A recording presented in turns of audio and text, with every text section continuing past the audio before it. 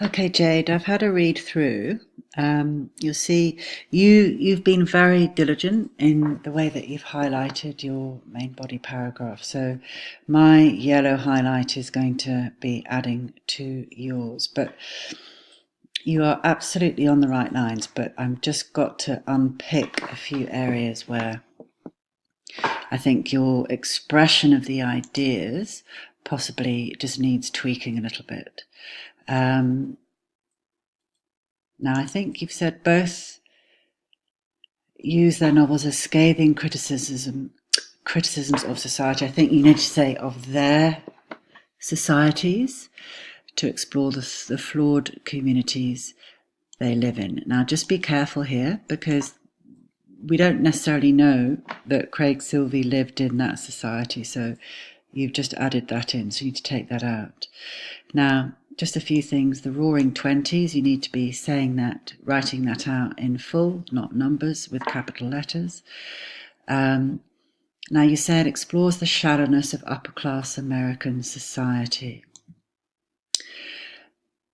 And the social stratification that prevents those of a lower class from being recognised as equals. This being recognised as equals, isn't that more the achieving of the American dream?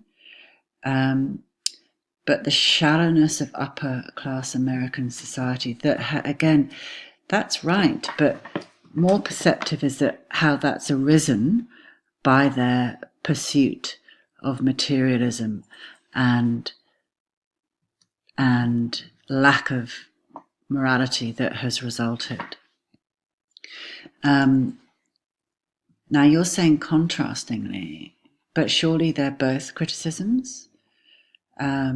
You're saying contrastingly, Craig Silvey presents his coming-of-age novel, Jasper Jones, as a criticism, but they're both criticisms, so I think it's similarly. So just have a think about that. As a criticism of a small Australian town during and just write it, not words here, but 1960s, to explore the moral decay, racism, and stereotypes that prevent Corrigan citizens from equality. Well, surely aren't you saying here that while in The Great Gatsby, the shallowness, the pursuit of materialism over morality has resulted in the shallowness of upper-class American society, and in Corrigan, it's the allowing racism and prejudice again, rather than moral values, that has resulted in the moral decay of that society. So I think you just need to have a think about what it is that really get to the nuts and bolts of those central ideas. You say here, ultimately the outcomes of both novels leave readers feeling bleak.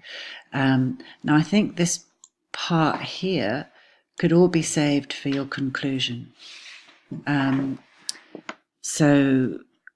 I think rather than saying leave readers feeling bleak, would just get some more sophisticated vocabulary going, like pessimistic. Ultimately, both novels are pessimistic in outlook, for example, but offer signs of hope through the moral decency of contrasting characters. Well, again, I think you're going to be going into that. Actually, I think you could probably leave this in, but be it a bit more gentle, because this is going to be, you're offering the premise of what you're going to be addressing in your MBP. So I think that's fine. So that, I take that back, leave that as it is. But through their critical analysis, just be careful. I think this is their scathing criticism. Critical analysis is what we do in English. That's what you're doing now. But this sentence here, save this for your conclusion, okay? So main body paragraph.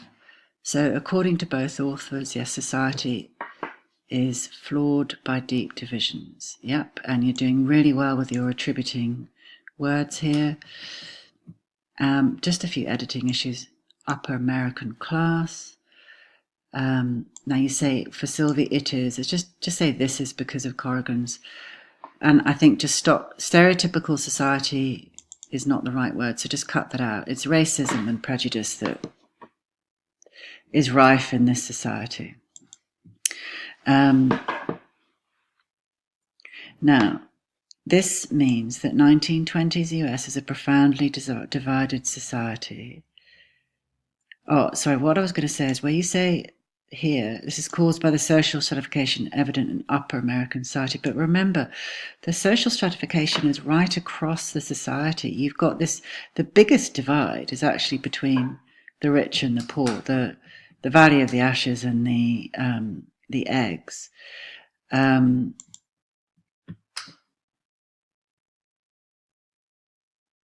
this means that 1920 is a profoundly divided in which class barriers prevent those of a lower social from being recognized as equal. Again, here, maybe just as to achieve equality or to achieve the ideals of the American dream, which are founded upon equality. And here, Corrigan is a severely racist community in which discrimination and racial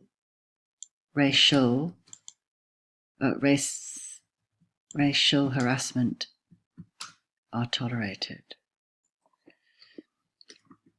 Now, you're going on to say, here you've said similarly. Now, that's the wrong conjunction. What you're saying here is that both authors portray their ideas through a unique perspective. What do you mean by unique perspective? I'm not sure what the narrative perspective is in Jasper Jones. So is it an omniscient narrative perspective that allows readers to see all aspects of the flawed society? Because remember, Nick Carraway, we only see it through his eyes. We don't see all aspects. We only see what he witnesses. But I don't know if that's the same in Jasper Jones. So just make sure that you're really clear about that. Now, while Fitzgerald uses his protagonist, I think you just need to be clear here. Is that Jay Gatsby? To emphasize the effects of society's stratification. Sylvie uses unique narrative to allow the reading of the lives of the contrasting.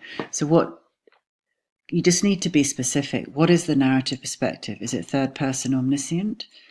Is it first person, or is it multiple perspectives? Because is that how we're getting into the lives of the contrasting characters? So you just need to just make that really clear. Now, again, just make it clear it's Fitzgerald's use of Nick Carraway's narrative perspective, who is accepted in both new and old money classes. Well, that's not quite right. He's part of the old family society. He's just not excessively rich. Because the only person we see him talking to from New Money is Gatsby.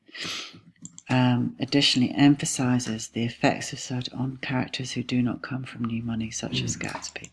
Perhaps reveals here.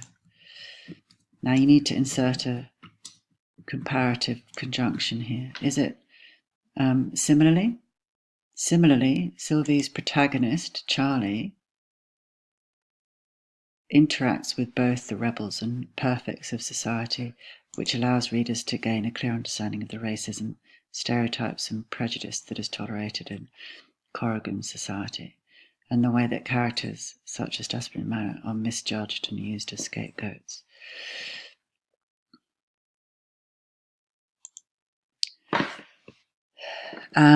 Good. That's all good. Just make sure that you're really clear, because having not read Jasper Jones, is it first person? Is it omniscient? Just tidy that up, and that's all good. Well done.